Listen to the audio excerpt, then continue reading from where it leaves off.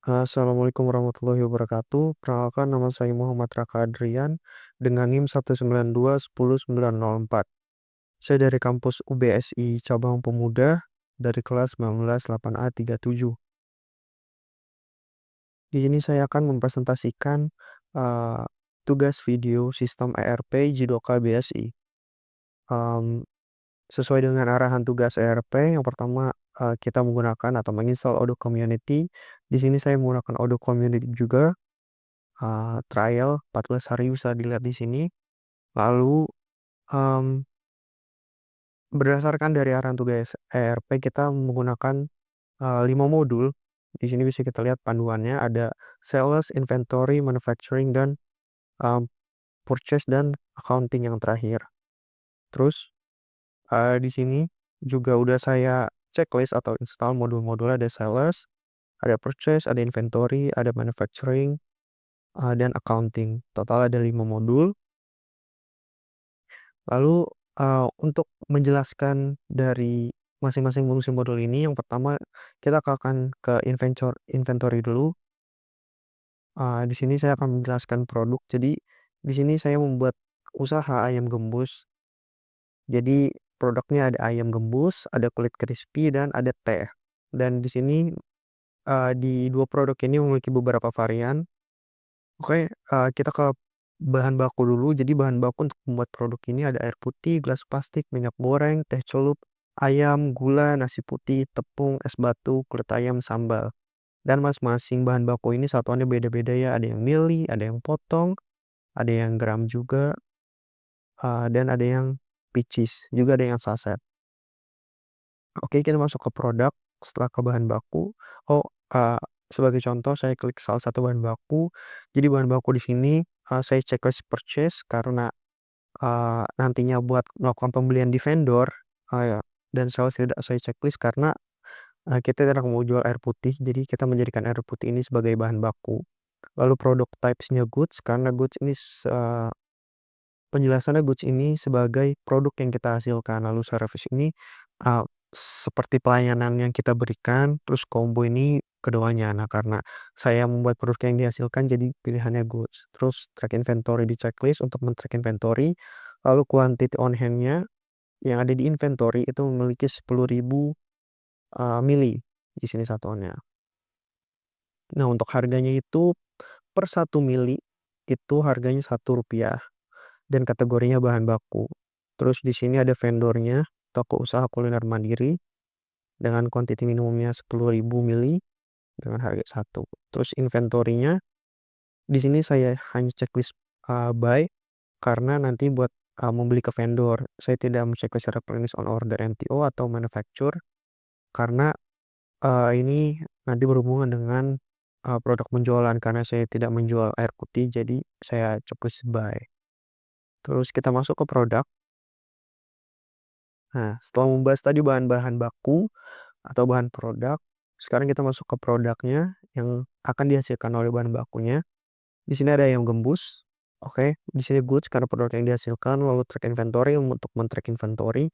Nah, quantity on hand-nya sengaja saya bikin 0, jadi agar terlihat ketika kita membuat berdasarkan bahan-bahan terus uh, sukses, lalu nanti bisa kita lihat di inventory atau di products ini kuantitinya bertambah atau tidak, untuk sebagai bukti apakah berhasil atau tidak. Dan di sini memiliki harga 12.000 per unitnya. Dan ayam gembus ini memiliki beberapa uh, atribut value dari satu atribut. Dan di sini atributnya itu variasi ayam yang memiliki 4 value. Ada paha bawah, paha atas, dada, dan sayap. Dan di sini udah saya tentukan juga untuk harganya berbeda. Untuk paha bawah, terutama paha bawah karena yang paling murah memiliki harga 12.000, dan paha atas dan dada dan sayap memiliki harga 15.000 per satu. Satu, oke. Nah, inventory berbeda dengan bahan baku tadi. Jadi bahan baku hanya buy-nya saja, tetapi kalau produk itu MTO dan manufacturer di checklist, tapi buy-nya enggak karena kita mau melakukan penjualan dan pengiriman. Oke, untuk ayam gembus ini memiliki beberapa bahan baku. Tadi kan kita udah lihat bahan bakunya ada air putih, nasi putih, gula, dan sebagainya. Tapi kan kita nggak pakai semua bahan baku dalam satu produk kan. Jadi kita pakai hanya beberapa saja. Untuk ayam gembus, bisa kita lihat di bill of materials. Nah, di sini ada 4 karena tadi kita memiliki 4 variasi, ada paha atas, ada paha bawah, paha atas, dada, dan sayap. Di sini bisa kita lihat untuk paha bawah. Nah, ini untuk bahan-bahannya atau bill of materials-nya. Di sini ada 5 bahan, ada nasi putih, sambal, tepung, minyak goreng, dan ayam. Yang memiliki kuantitinya juga berbeda dan satuan atau unitnya juga berbeda. Ada 1 potong, 100 ml, 25 gram, 1 pieces, dan 200 gram. Oke, setelah ke bill of materials, di sini juga sama kurang lebih produk-produknya. Yang membedakan hanya kuantitinya aja. Nah, setelah ke produk ayam, kita ke produk kulit crispy. Nggak jauh beda dengan ayam gembus tadi, yang membedakan di sini hanya harganya saja 8.000. Lalu di sini juga nggak, kalau untuk kulit crispy tidak ada atribut karena all unit sama. Jadi hitungan per pieces, 1 pieces itu 8.000. Dan untuk bill of materials-nya, untuk kulit crispy itu ada 3, ada kulit ayam, tepung, dan minyak goreng. Dan juga memiliki kuantitinya ada 100 gram, 30 gram, dan 120 ml. Lalu bisa dilihat juga untuk teh, kurang lebih sama, yang membedakan hanya harganya aja. Di sini harganya 4.000. Dan teh ini memiliki atribut, ada es teh manis, es teh tawar, teh manis hangat, dan teh tawar hangat. Yang memiliki harga tentu berbeda-beda juga di price ini. Teh tawar hangat 4.000, teh manis hangat 5.000, es teh tawar 5.500, dan es teh manis 6.500. Oke. Nah, inventory juga kurang lebih sama. Habis itu untuk bahan-bahan teh itu ada 4 bahan karena kita memiliki 4 variasi juga. Nah, untuk es teh manis memiliki 5 bahan, ada gelas plastik, teh celup, gula, es batu, dan air putih. Lalu lanjut, em, kurang lebih sama. Terus kita sekarang melakukan, nanti juga kita akan melakukan pembelian ya untuk inventory, untuk purchase di sini membeli ke vendor. Yang pertama kita ke sales dulu, kita melakukan penjualan. Misalkan di sini namanya Nanda, pembelinya. Kita Nanda, oke. Paymentnya immediate payment. Terus kita katalog aja biar bisa sekaligus. Misalkan Nanda mau membeli ayam paha bawah, misalkan beli 3, 5 deh. Terus juga sama tehnya pilih es teh manis, misalkan 5 juga sesuai. Oke, setelah itu kita balik. Nah, setelah ini kita kirim dulu nih ke Nanda untuk mengkonfirmasi apakah Nanda sudah confirm atau belum. Jika sudah, kita confirm. Habis itu kita send lah, kita create invoice dulu, create draft. Nah, setelah tadi juga udah di-send, terus juga udah kita buat, misalkan Anda memang sudah melakukan pembayaran atau payment, sini kita confirm. Di situ kita kirim lagi jika sudah membayar, lalu klik pay. Nah, Anda melalui apa? Jika melalui bank, terus manual payment, maka kita create payment. Nanti akan tertera in payment, berarti sudah dibayarkan oleh Nanda. Ini totalnya 92.500. Terus kita kembali. Wah ya, tadi setelah kita buat manufacturing dan delivery juga udah otomatis sesuai dengan arahan ya. Konfirmasi sales order, sistem otomatis membuat delivery dan manufacturing order. Nah, ini bisa kita lihat ada delivery dan manufacturing. Jadi kita nggak perlu buat otomatis di sini manufacturing karena akan langsung ada. Ya, akan langsung ada. Jadi kita nggak perlu new lagi. Jadi udah otomatis. Nah, setelah itu kita balik lagi ke customer Nanda.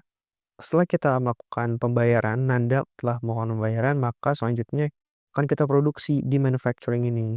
Nah, karena bahan-bahan sudah terpenuhi atau available, jadi kita bisa langsung produksi atau produce all. Nah,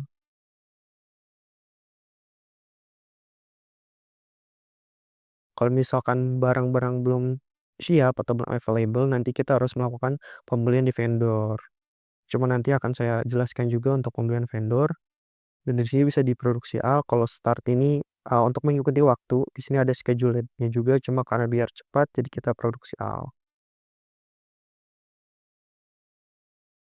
Oke, kita balik ke quotation-nya. Nah, setelah barang-barang sudah atau bahan-bahan sudah terpenuhi untuk menjadi suatu produk, dan dalam hal ini ada produk ayam rebus dan teh manis, kita balik ke delivery untuk melakukan pengiriman. Oke, setelah barang sudah siap, di sini draft ini untuk ketika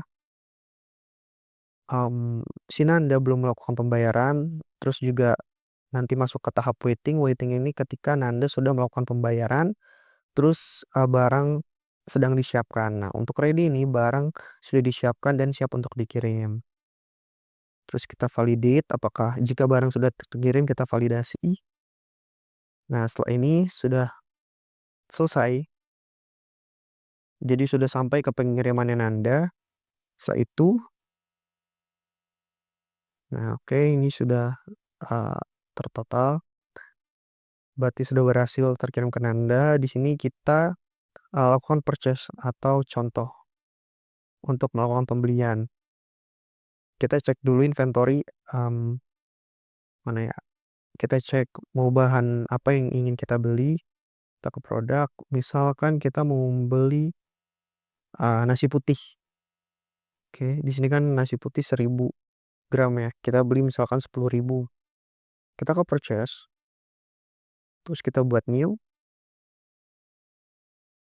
Nah, kita pilih vendor toko usaha kuliner mandiri. Oke, kita add produk. Kita pilih nasi putih. Oke, nasi putih misalnya kuantitinya 10.000.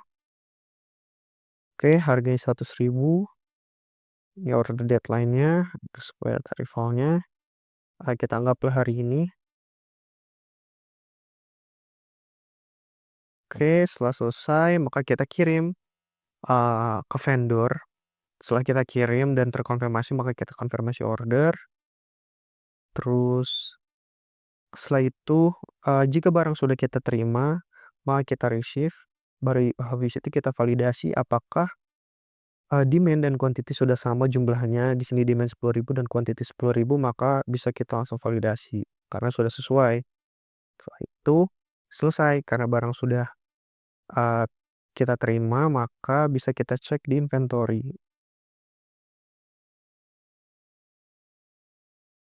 Nah, pada inventory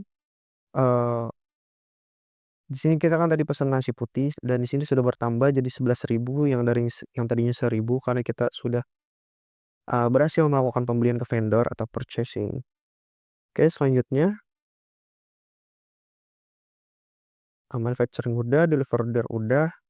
Yang terakhir kita buat invoice dari SO. Untuk buat invoice kita ke accounting, terus ke customers, pilih invoice. Nah, ini tampilan invoice-nya. Lalu selanjutnya untuk tunjukkan jurnal otomatis penjual dan COGS. Nah, untuk jurnal otomatis kita ke accounting, terus pilih journal entry.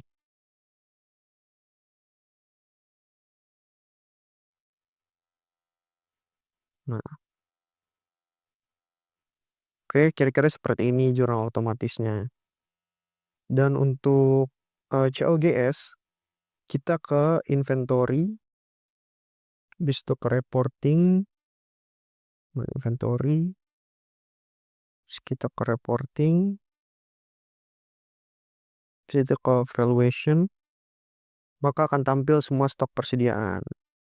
Ini totalnya. Selanjutnya kita cek laba rugi. Cek laba rugi itu di accounting.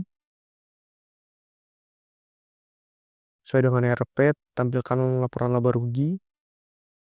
Kita ke accounting mana? Accounting, pilih reporting, terus kita pilih profit and loss. Nah, maka ini tampil hasil dari laporan laba rugi. Oke, baik. Mungkin bisa hanya itu yang saya bisa sampaikan. Mohon maaf bila ada salah kata dan suara-suara yang mengganggu. Saya Muhammad Raka Adrian, izin pamit undur diri. Assalamualaikum warahmatullahi wabarakatuh.